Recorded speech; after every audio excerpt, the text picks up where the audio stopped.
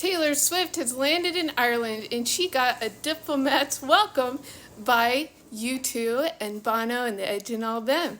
So this is interesting, right? If you start from the premise that the Tortured Poets Department is real, okay? So there's a consortium of artists fighting the industry from the inside, and they leave little Easter eggs across the fandoms because it's not about competition, it's about the love of music. So don't hate others' faves because for your fave or what. Anyway, my Parkinson's symptoms are bad right now.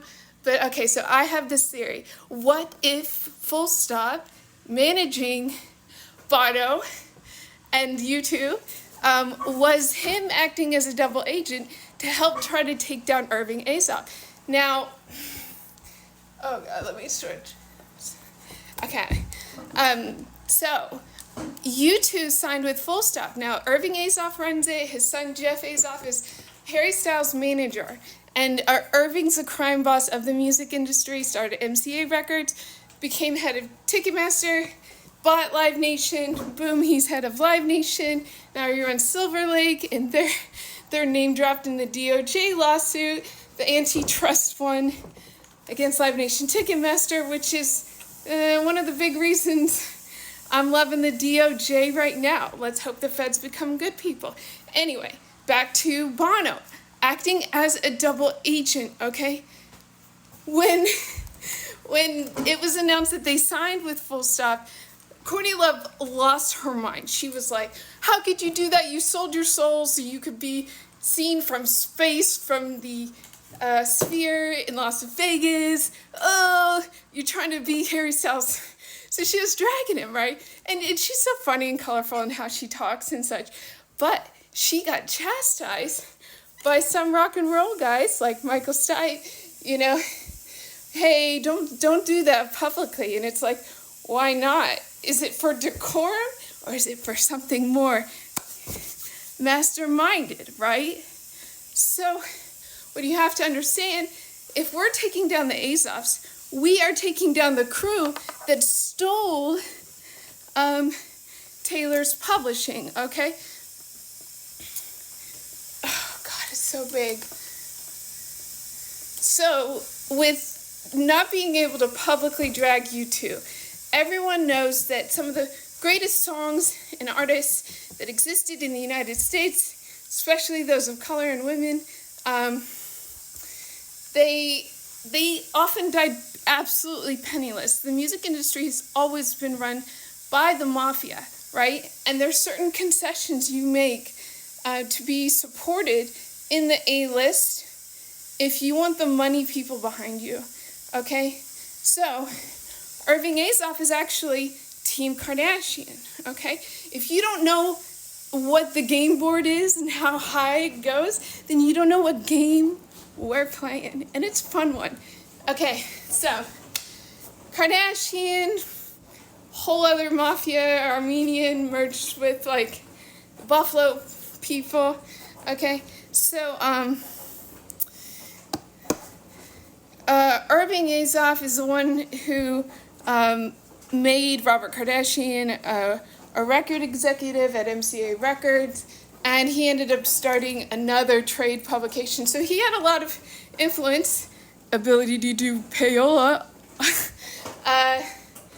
in the industry than we properly understand. And now the Kardashians come from the Agagenians, whose patriarch stems from the turn of the 19th century.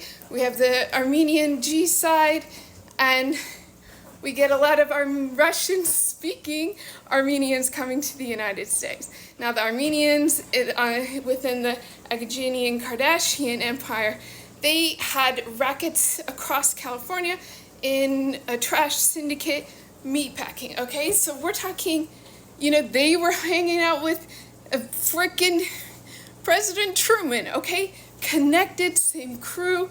Irving is Kim Kardashian's godfather, for real, and the godfather of the industry. Okay, so Irving is Team Scooter. Just follow some of those big money transactions between all those people, and you will see. So one of the guys involved with buying